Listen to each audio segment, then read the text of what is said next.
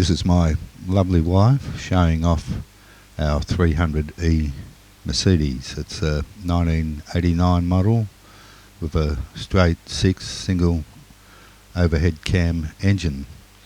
Today we are going to drain the transmission and change the transmission oil filter.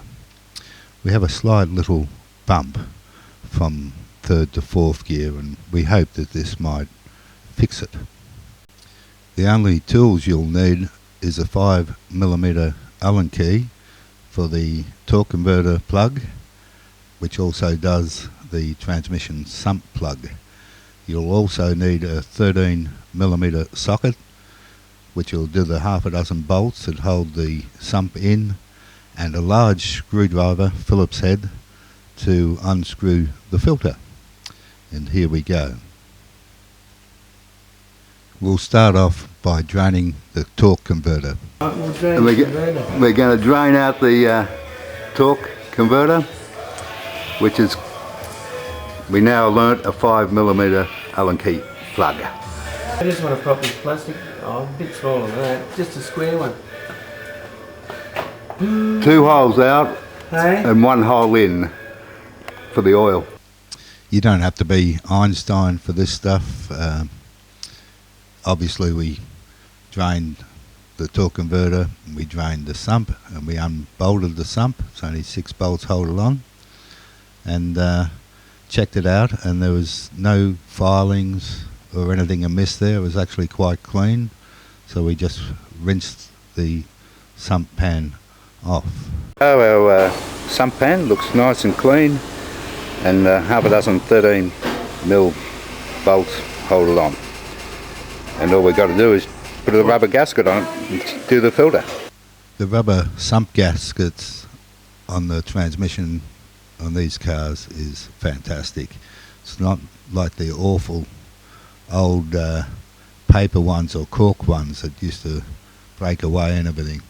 They're very good gaskets. Now we're ready to take the filter out. No big deal. I think it's only 3 or 4 Phillips head screws hold it in. So here we go for that. Yeah, we've got to take the filter off, change that. Which is what I think the Phillips head.